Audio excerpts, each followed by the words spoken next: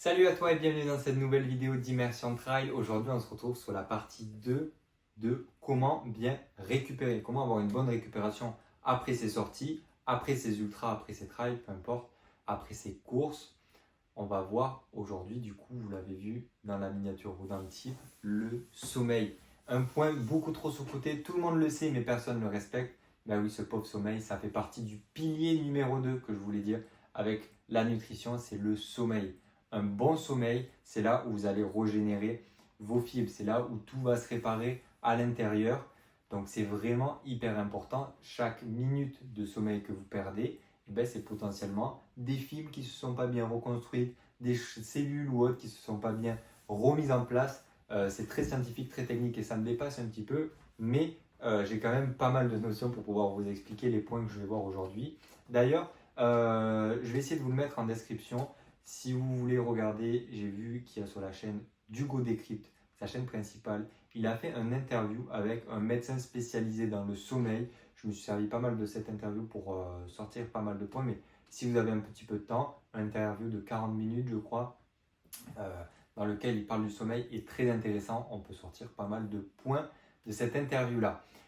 On va directement commencer, et on l'a dit, le sommeil c'est souvent trop négligé, mais c'est là où tout se joue. En fait, c'est là où vous allez vraiment récupérer. Oui, c'est bien de faire du massage, d'aller voir un kiné, de faire de la cryo, mais si vous dormez mal, ces mecs-là, ce ne sont pas des magiciens. Votre corps fonctionne d'une manière, et là où vous récupérez, c'est en dormant. Donc si vous dormez 5 heures ou 6 heures par nuit, ben, vous n'allez pas récupérer correctement. Pourquoi? Parce que j'ai une petite stat à vous donner qui vient justement de la vidéo que je vous ai parlé. Si vous dormez 6 heures par nuit par semaine, à la fin de la semaine, c'est comme si vous avez fait un jour, une nuit blanche. C'est comme si vous avez fait une nuit blanche, quoi. Donc vous voyez le manque de sommeil que ça peut avoir au cumul de toutes ces choses-là. C'est comme si en gros il y a une nuit où vous n'avez pas dormi et donc vous n'avez pas du tout récupéré de toutes les sorties que vous avez mis en place. Les conseils, en principe, ce qui est conseillé, c'est entre 7 à 9 heures. On essaye de se faire des bonnes nuits si vous avez la possibilité. Faites-vous des siestes, pourquoi pas également. Mais le mieux, c'est d'avoir une bonne nuit bien pleine, où on a pu se coucher peut-être un petit peu plus tôt que d'habitude, parce que le lever, on ne peut pas trop le bouger, mais on essaye de se coucher un petit peu plus tôt que d'habitude pour réussir à garder à peu près nos mêmes horaires de coucher et de lever. Quels sont les effets finalement du manque de sommeil? Eh bien on l'a dit, blessure. La première chose qui va vous arriver, vous, avec une préparation, c'est la blessure. C'est-à-dire que votre corps, il va vous dire, non mais là, moi j'ai besoin de repos, donc tu arrêtes tes conneries, tu arrêtes d'aller courir, stop, blessure, je t'arrête, et pendant ce temps, tu te reposeras au calme et tu éviteras de faire une activité et donc de me fatiguer. Le second point, ben, ça peut être d'aller dans du surentraînement ou dans quelque chose où on va stagner et finalement où on ne va plus progresser parce que notre corps, il va un petit peu nous... comme vous avez les rupteurs sur les voitures, en gros les rupteurs, si vous restez en première mais que vous continuez d'accélérer, il y a un moment où pour sécuriser le moteur, ben, il y a ce qu'on appelle le rupteur qui bloque les tours minutes et qui bloque le moteur pour pas qu'il s'emballe et qu'il explose, quoi.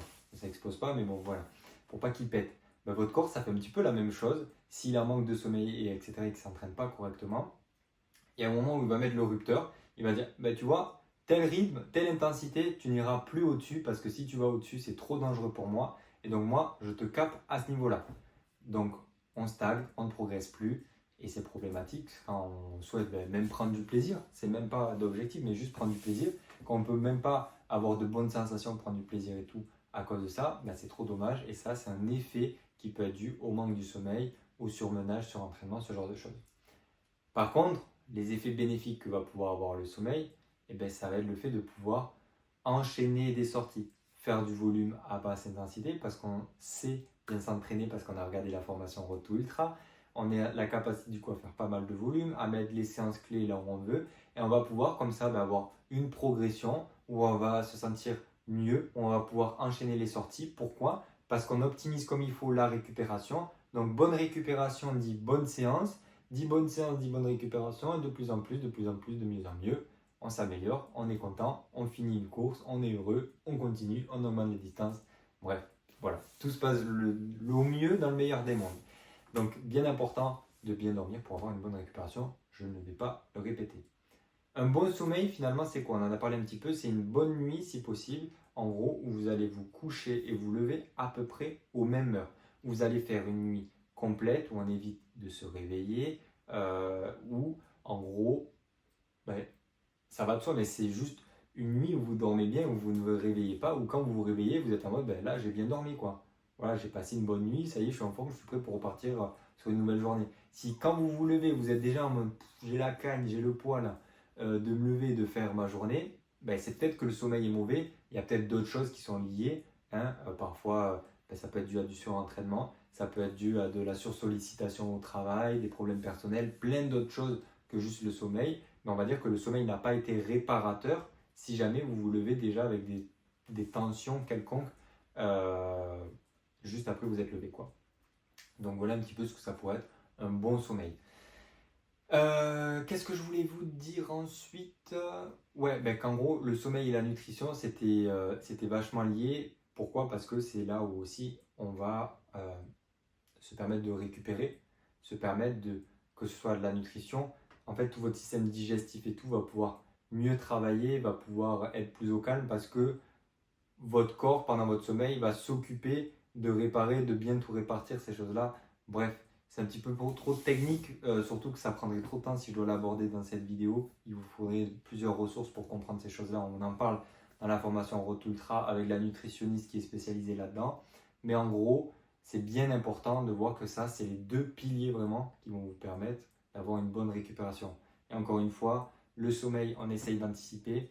Quand on sait qu'on va avoir un ultra dans une semaine ou deux, on essaye de se faire une bonne cure de sommeil, de se coucher un petit peu plus tôt, de se faire des siestes pour accumuler des heures de sommeil comme ça et éviter d'arriver le jour du départ et au bout de 2 heures commencer à bâiller, passer la nuit où en fait on va être complètement déglingué parce que dès que le soleil va se coucher, on a le rythme circadien qui va un peu se mettre en route. Vous savez, c'est quand le soleil se couche, naturellement il y a des hormones qui sont libérées et qui nous disent oh mon pote c'est l'heure d'aller au lit et donc on va commencer à se sentir fatigué, etc. C'est normal. Donc si on est en dette de sommeil, clairement là ça va être encore plus compliqué de tenir, même si on a une intensité, même si on a une activité, etc. Donc voilà un petit peu, pensez à bien anticiper le sommeil et puis grosso modo, voilà, je pense que vous avez assez entendu dans cette vidéo, mais vous savez à quel point c'est important. Vous avez eu quelques petits conseils. Si jamais, n'hésitez pas à poser vos questions sur des choses beaucoup plus pratiques, c'est-à-dire que vous souhaitez, voilà, moi j'ai telle situation et tout, comment je peux faire pour avoir un bon sommeil et une bonne récupération? Mettez ça en commentaire, on vous répondra. Et si jamais vous voulez poser plus de questions et faire partie un petit peu plus de la communauté Immersion Trail, vous avez les liens dans la description pour pouvoir rejoindre notre communauté. Vous avez du contenu exclusif, l'accès à notre team, etc. Donc vraiment, rejoignez notre communauté. Et puis nous, on se dit à demain pour une prochaine vidéo. Bye bye!